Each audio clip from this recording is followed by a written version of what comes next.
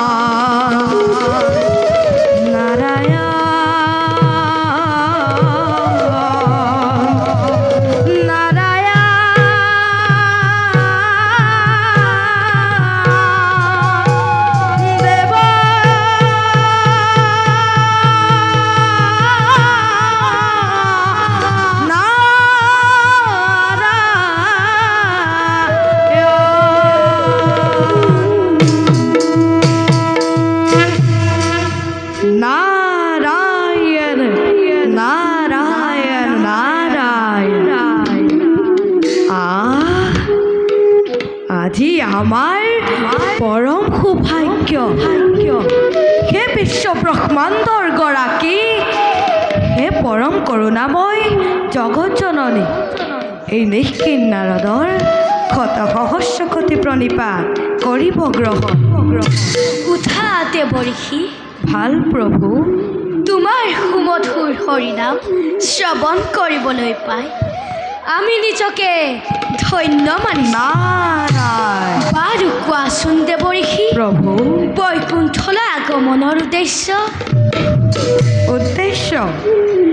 নাৰায়ণ নাৰায়ণ নাৰায়ণ, উদ্দেশ্য মাথো এটাই, দুয়োৰে চৰণ দৰ্শন।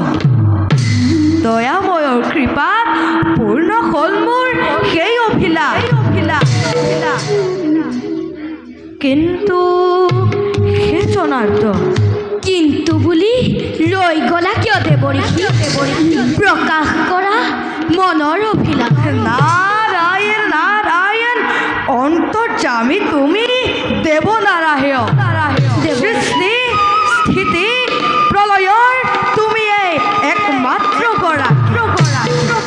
তথাপিতো এই নাৰদক সুধিছা যেতিয়া সংক্ষেপতে কওঁ শুনা প্ৰভু।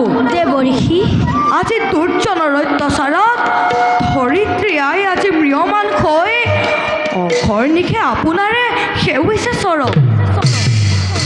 বাৰু কওকচোন প্ৰভু, বসুমতী আইৰ উদ্ধাৰৰ উপায় আপুনি কেতিয়া কৰিব?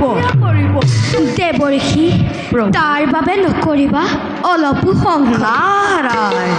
কালপান্ত নহয় মানে দুষ্টৰ একোৱে নহয় প্ৰভু সৃষ্টিৰ পাতলিৰে পৰা দুষ্ট দমন আৰু সন্তৰ পালন কৰি ধৰা ধামৰ থাপিম এ মোৰ প্ৰাণ গোপাল দীনবন্ধু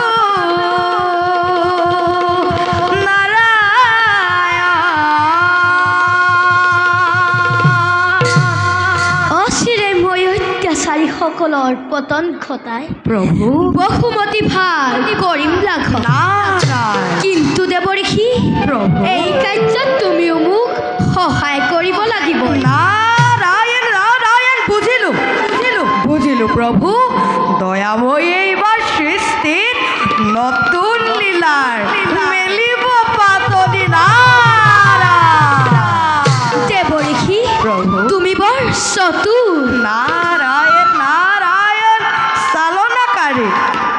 চালনাকাৰীয়ে নিশ্চয় চালনা কৰিবই আৰু মই সেই কথা আগতেই জানিব লাগিছিল কিন্তু সেই জনাৰ্থ এই সৃষ্টিৰ আদি অন্ত বুজিব পৰা শক্তিকণ মোৰ একেবাৰেই অভাৱ দেৱঋষি সমগ্ৰ সৃষ্টি চলে মাথো আপোনাৰ এটি ইংগিত আৰু সেই ইংগিতৰ শিক্ষাখন পালেহে মই আপোনাৰ নতচাৰ কৰিব পাৰিম নে কি কয় প্ৰভু দেৱঋষি তব আজ্ঞা শিৰোগত কৰি সমগ্ৰ বিশ্ব ব্ৰহ্মাণ্ডৰ কল্যাণৰ আপেক্ষী এই গুৰুতৰ কাৰ্য সাধিবৰ ক্ষেত্ৰত মই নিজকে কৰোগৈ প্ৰস্তুত বাৰু প্ৰভু মই এতিয়া বিদায় সেৱা আনিছোঁ চোৱা দেৱঋষি ঈশ্বৰ পদা